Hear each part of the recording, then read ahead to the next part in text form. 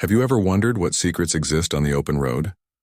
Join me for some chilling trucker stories, ranging from eerie encounters to strange stops. Don't forget to like and subscribe Ghostly Whispers to get more thrilling stories.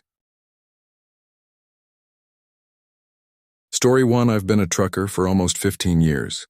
It happened to me in 2017.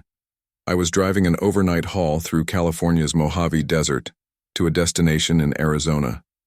I believe I was delivering appliances, but I need to remember for certain. It was pitch black darkness in all directions. My Semi's headlights were extremely dim at the time, and I'd been putting off fixing them for far too long. I normally couldn't tell the difference, but there were few cars, so it was visible. I recall having to strain my eyes every few minutes to see the road in the distance. That could have been a horror story on its own. I considered pulling over for a couple of hours to wait for sunrise, but I didn't want to waste my time. I desperately needed the money at the time, so I continued driving, even though it wasn't entirely safe. Because it was basically a straight line, I figured it was fine. I think it was about an hour before sunrise when I noticed something moving quickly in the distance. Worried about hitting an animal, I slammed on the brakes as my truck came to a halt. I realized what was in front of me. A car with the hazards turned on. The strange thing was that it was in the exact middle of the road, right on the double yellow. What was even more unusual was that the passenger door was wide open. My truck came to a stop about a foot before it was hit. I am not boasting, but I am a fearless individual who is capable of managing a bar fight. As a result, I wasn't scared when I saw the car. Instead, I was curious. I thought someone might need a jump, so I reversed the Semi and pulled over. I considered throwing some flares down but decided against it because I hadn't seen any other cars on the road besides this one. I got out of my truck and approached the car. It was a warm and still night. I remember thinking how strange it was that there was so little wind. It was also extremely quiet that night, with the faint click of the hazards being the only sound in what seemed like the entire desert. I moved a little closer to the car. I recall that it was a new-looking red Ford Fusion. I approached the car cautiously, and the passenger door was wide open. I walked around the car before stopping in my tracks. It was empty. I also double-checked the back seat and any other areas where someone could be lying down. There was absolutely no one inside. I became increasingly unsure of the situation. I was expecting someone to require assistance of some kind. Perhaps even someone who took a nap in a really dumb spot. I certainly wasn't expecting this. The car was empty. I cast a few glances over my shoulder, feeling increasingly uneasy. I kept whipping my head around, looking in all directions. I had a feeling someone was going to charge me for something. The problem was that it was so dark that I couldn't see much farther ahead than my truck's headlights. It was eerie. I waited a little longer, contemplating getting back into my truck and forgetting about the whole thing. Somebody was out there somewhere. Against my better judgment, I decided to continue investigating. When I looked inside the car, everything seemed normal. Despite the fact that the engine was turned off, the key remained in the ignition. I got back out of the car and went over to the trunk. I decided I could take a look. I tried to open it, but it was locked. I took the key out of the ignition and unlocked the trunk. Still, the thing wouldn't budge. It was stuck from the inside somehow. I opened the back door and tried to access the trunk through the back seat. To my surprise, it did open. There were 3 squished garbage bags back there, along with a rope tying the trunk shut. I remember looking over my shoulder one more time before reaching for them. Everything was clear.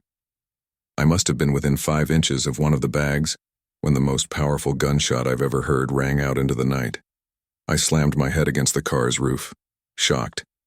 I didn't think twice. I threw the keys in the front seat and dashed out of the car. As I was getting into my Semi, I heard a grungy voice yelling in the distance. He yelled, "Hey," several times, and his voice appeared to be getting closer. I hurried into the Semi and turned it on. I cranked it up as quickly as possible. I remember cursing a lot as the engine first stalled, and that's when I noticed it. As my truck began to pull away, I noticed someone standing at the car's trunk. It was a short, husky man with red hair. He wore overalls and shin-high boots. He held a small shovel in his left hand and an old hunting rifle in his right. We locked eyes for a few seconds before my truck passed him. He did not move. I don't remember him looking crazy or anything. He had a worried expression on his face. As I passed him, he dropped his shovel and began waving his hands. He yelled, "Wait," a few times, but I wasn't staying for another second. As I drove away, I watched in the rearview mirror as he chased my truck for a few seconds before returning to his car. He clearly told me to stop, but I wouldn't. I stepped on it, accelerating the semi faster than I should have. I drove for about 5 minutes and thought I was in the clear, but then I noticed headlights approaching behind me. I remember feeling more terrified than I had ever felt in my life. I called the cops and explained what happened to the best of my ability. That's when the car was almost directly behind me. It started honking furiously at me. I really didn't know what to do, so I just kept driving, praying to God that he wouldn't try to ram me. After about 15 minutes, he cut in front of me and applied his brakes, forcing me to slow down. I was about to crash into him when I noticed some flashing police lights ahead. The Ford veered to the right and drove into the desert, disappearing from view. I pulled over and waited for the officer to arrive. I frantically told him what had happened, but the ineffective cop decided to take a report from me rather than chase the guy down. That pissed me off. At least twice, I told the guy that if he left now, he would most likely catch up with him. The cop assured me not to worry and said they would conduct a thorough search as soon as backup arrived. He sent me on my way, promising to call me if there was an update. They never did. None of my friends have a story this crazy, and I've told it more times than I can count. I understand what you're thinking. That guy was definitely burying bodies. That doesn't explain why he was carrying such a small shovel or trying to follow me. His trunk bags were too small, but some of my friends think he dismembered. For my sanity, I'd like to think he was burying another type of animal, such as a diseased dog or some dangerous snake. I honestly have no idea. In any case, this experience has left me feeling uneasy about driving through deserts late at night. Story 2. I'm sure you've seen some of the more recent videos online in which truckers document their daily routines and share tips, or maybe you haven't. However, because I am younger in this industry, that is all I see when I open TikTok or YouTube Shorts. I won't go into detail, but I had to drop out of a prestigious university for personal reasons, and everyone tells me I could have been more than a truck driver. It's not a terrible job, though. I've been making deliveries for more than 2 years. Obviously, the only strenuous aspect of the job is working long hours. You can never truly understand how isolation will affect you until you experience it firsthand. I only advise making peace with any subconscious demons, as they will eat away at your brain during lonely hours. That is what happened to me. Anyway, this happened 3 months after my first company hired me. I was about as new to this trade as one could get. I was driving from southern New Jersey to Lafayette, Indiana, a 12-hour trip. 12 hours of driving may not seem like a lot, but considering that I just finished an 8-hour trip, it should put things in perspective. I wanted to complete deliveries as quickly as possible, so I decided to drive through the night. I'd get to Lafayette just before 3 a.m. Things were going well. There were almost no other cars on the road, so I could move the semi a little faster than usual. About halfway through the drive, I remember reaching down to grab a Red Bull, but there weren't any. I need to restock my truck after finishing my previous delivery. After slapping my dashboard several times, I groaned in frustration, knowing I'd have to pull over somewhere. Nothing bothered me more than having to make stops while driving. I may be unique in this regard, but I always become exponentially more exhausted when my vehicle is in motion, even if I am only stopped for about 20 seconds. After looking at the navigation, I realized I had only 2 options: fall asleep on the road or stop and get an energy drink. Those options were roughly equivalent. Reluctantly, I drove into the first service station I saw. I had no idea where I was, probably somewhere in Ohio by this point. Too late, I realized this wasn't a service station. It appeared to be an abandoned gas station and a repurposed convenience store. I'm not sure if there is a better way to describe it. In any case, It appeared that another quick stop was nearby, so I decided to go there. If anything, I parked the semi and proceeded to the first convenience store. I expected either the place to be open or the door to be locked.